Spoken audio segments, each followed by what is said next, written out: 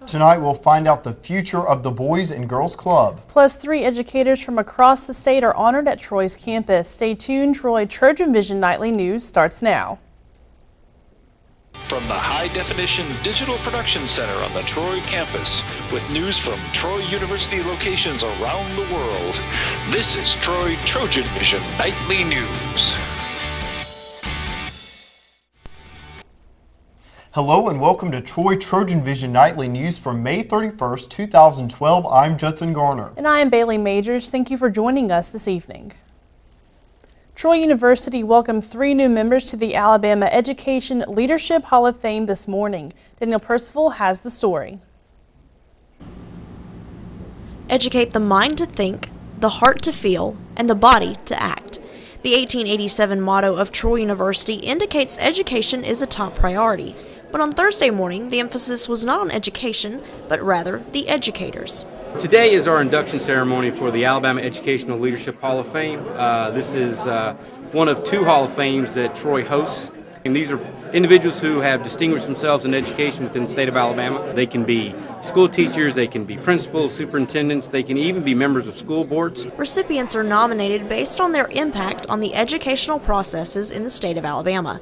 This year's inductees include past State Superintendent of Education Joe Morton, former Alabama Association of School Boards President Robert Lane, and retired Alabama High School Athletic Association Executive Director Daniel Washburn. I know people that have been inducted, and they are heroes of Alabama public education, and to be in their midst is overwhelming. I guess after you spend so many years on the board and you wonder what you did, and our goal was to educate the children of Alabama. I've always thought so much of Dr. Jack Hawkins and Troy University, and to be honored by this great institution is indeed an honor. Troy University began as a teacher's college, and while the spectrum of courses has grown, education is still an important part of the school, as seen in its quest to highlight leaders in the educational field. Certainly, these individuals have given time and effort, periods of their life to improve what is going on here in Alabama, and we're excited with the opportunity to recognize them. Danielle Percival, Troy TrojanVision News.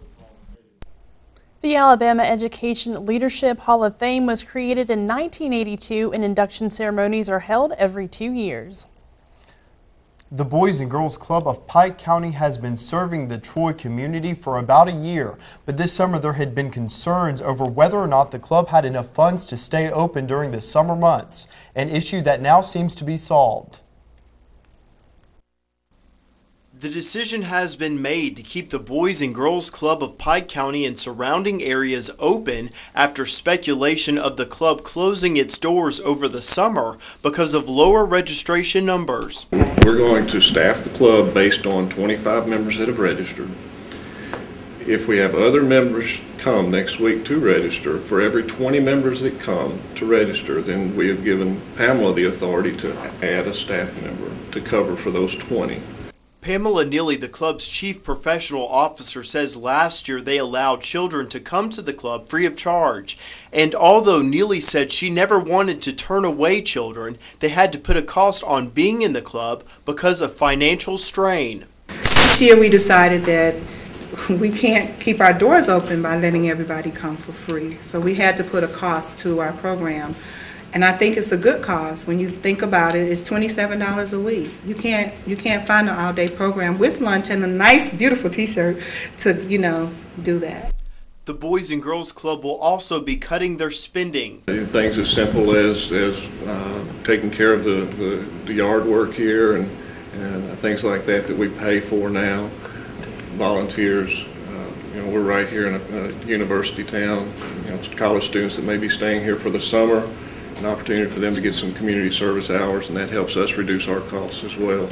A Troy University staff member who works with Troy students every day says he takes just as much pride in working with the Boys and Girls Club. The enjoyment of knowing that you're helping shape somebody else's future life. That is the enjoyment I get out of working with the Boys and Girls Club, and also helping out, is that I know that there's going to be a child here today who's going to come in one way and leave out another way in that 4 years, 8 years, 10 years, that there'll be a totally different person, and that I know that I would have indirectly help them and encourage them to become a better person. Volunteer for the club or for information on how you can enroll your child into the summer program, you can call 334-770-CLUB. The Boys and Girls Club is open weekdays from 7:30 a.m. to 6:30 p.m. There is a chance for members of the Troy community to help out Habitat for Humanity while picking up a few items for their homes. Habitat is holding a yard sale this Saturday morning at their storage facility on 210 Montgomery Street in Troy. Habitat is selling off a number of construction items that were donated or left over from builds, such as flooring, cabinetry, and sinks. They say they will also have various other household items and furniture available as well. The yard sale is scheduled to run from 7 to 11 a.m. this Saturday at 210 Montgomery Street. If you have any questions about the sale or how you can help Habitat for Humanity, you can contact them at 334-372-7578. The sale of the items will go towards funding the Pike County chapter of Habitat for Humanity.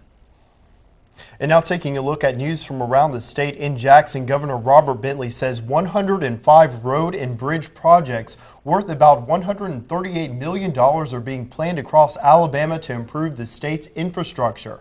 The projects will be funded by bonds through the Alabama Transportation Rehabilitation and Improvement Program, or ATRIP.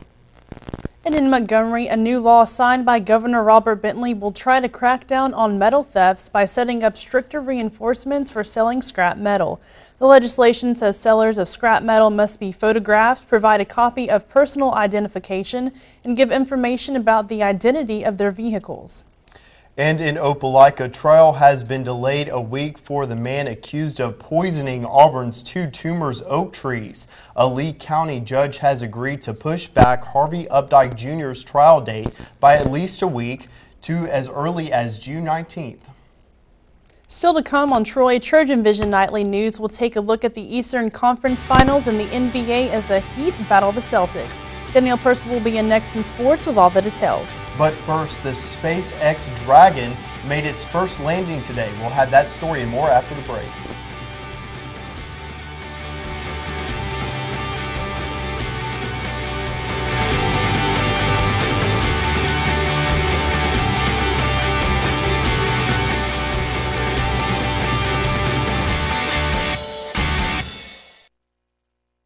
It was written that we want to educate the mind to think, the heart to feel, the body to act. And it's no different today than it was 125 years ago. Some things never change. The mission of this university is to prepare leaders who are going to go into the communities and make a difference. And I think it's within that culture of caring that excellence is found. Troy University, in class, online, within reach. Troy.edu.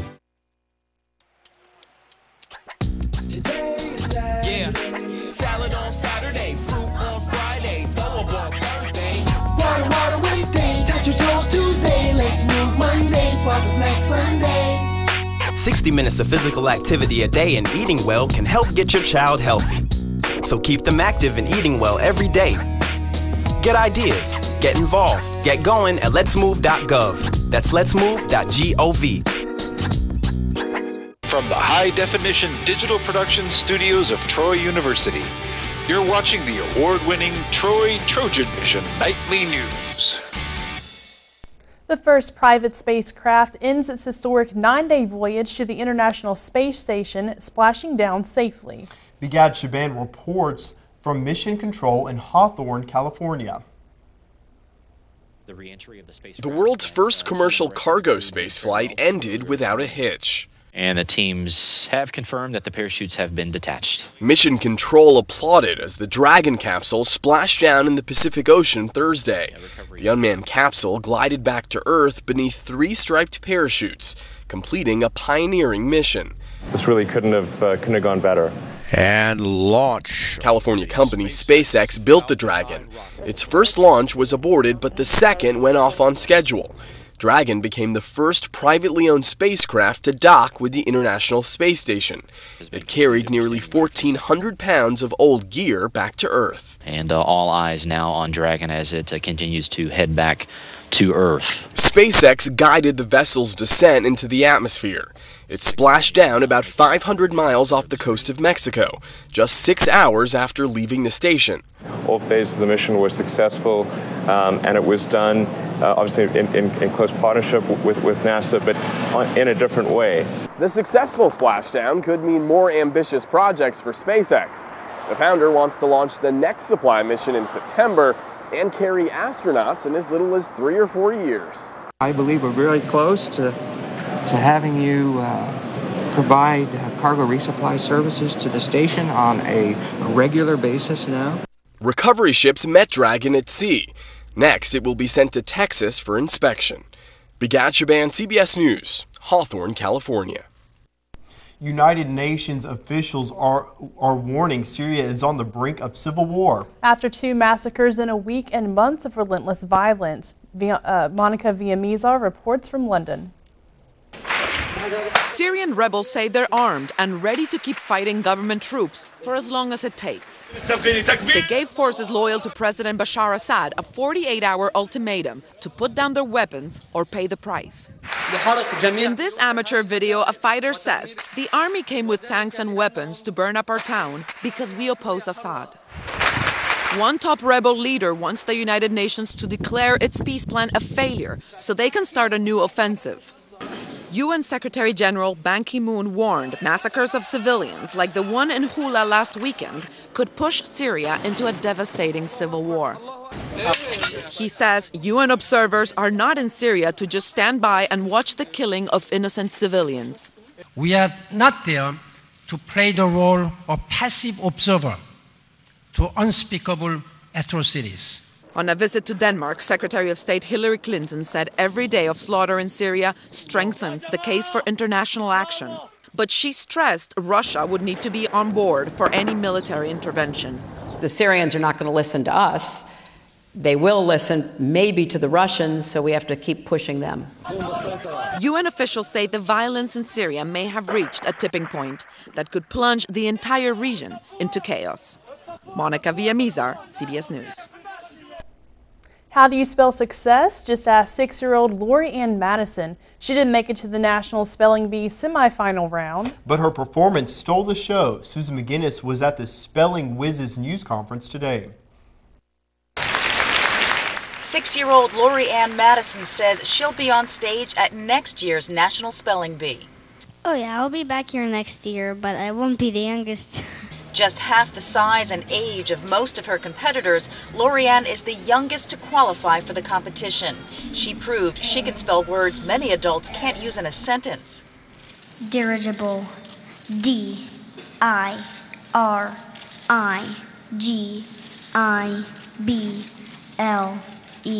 Dirigible. Lori Ann got tripped up Wednesday on a word that you might have to be a bird expert to know. Engluvies. E-N-G-L-U-V-I-E-S.